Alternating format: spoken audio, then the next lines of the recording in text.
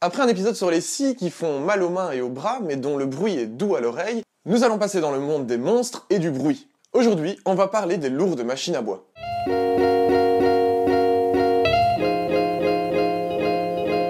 Commençons par la scie à ruban. Elle est composée de deux volants qui entraînent une lame de scie en forme de ruban. Elle existe évidemment plusieurs tailles et gabarits, et selon la lame que l'on va placer dessus, elle va permettre soit de refendre des gros morceaux de bois, soit de réaliser des découpes en courbe. Lorsque vous avez débité des morceaux de bois, la première chose à faire est d'utiliser la dégauchisseuse. Elle est composée de deux tables, une table d'entrée et une table de sortie, et entre les deux, un rouleau sur lequel sont placées des lames. La table d'entrée étant légèrement plus basse que la table de sortie, elle permet de retirer un petit peu de matière sur le bois, de manière à le rendre bien plane.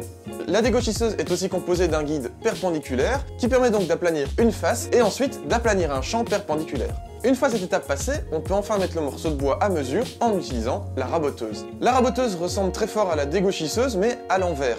La dégauchisseuse travaillant par le dessous, la raboteuse, elle, travaille par le dessus.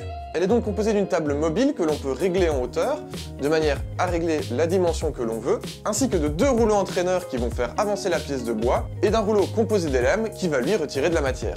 La raboteuse va donc permettre de mettre les pièces de bois à bonne dimension et à bonne épaisseur. On peut ensuite passer à la panoteuse, ou scie sous table. Cette machine est donc composée d'une lame de scie circulaire, d'un guide parallèle et d'un guide perpendiculaire. Elle permet la découpe droite et précise de planches et de panneaux. Passons ensuite à la toupie, aussi appelée la mangeuse de doigts. Elle est composée d'une table, d'un guide, mais aussi et surtout d'un arbre sur lequel on va pouvoir venir placer différents porte-fers et fers de toupie. Cet arbre peut être réglé en hauteur, mais aussi maintenant régulièrement en angle. La toupie va permettre de réaliser énormément de choses, comme par exemple des feuillures, des rainures, des moulures, des épaulements, etc. etc.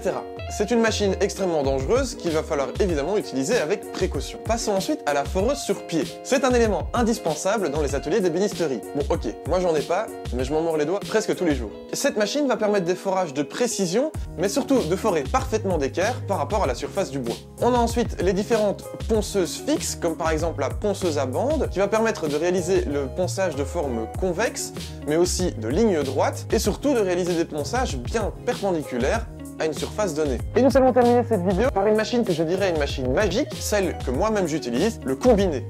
Le combiné à bois, comme son nom l'indique, combine la plupart des machines dont on vient de parler. Son intérêt, c'est d'avoir un coût moins élevé que l'achat des différentes machines séparément, mais surtout de prendre beaucoup moins de place que les différentes machines séparées. Elle peut donc rassembler une panoteuse, une toupie, une dégauchisseuse, une raboteuse, une tenonneuse, etc., etc. Son gros inconvénient, c'est que l'on ne peut utiliser qu'une machine à la fois.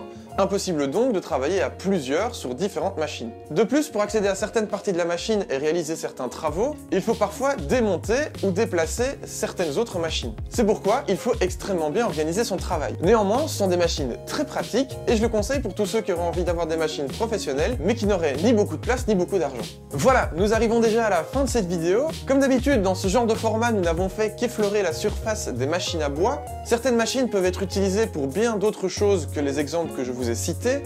Il existe aussi évidemment plein d'autres machines dont je n'ai pas forcément parlé. C'est pourquoi certaines machines auront droit à une vidéo spéciale, comme je l'ai fait pour certains outils et comme je le ferai encore. N'hésitez pas donc à laisser dans les commentaires si vous connaissez des machines dont je n'aurais pas parlé ou des machines dont vous voudriez que je parle dans une prochaine vidéo. N'hésitez pas à laisser un pouce bleu sur la vidéo si elle vous a plu. N'hésitez pas non plus à aller faire un tour sur la page Tipeee pour aller rejoindre les 3 tipeurs actuels que je remercie chaleureusement. Et j'espère que cette vidéo vous aura plu et vous aura appris quelque chose.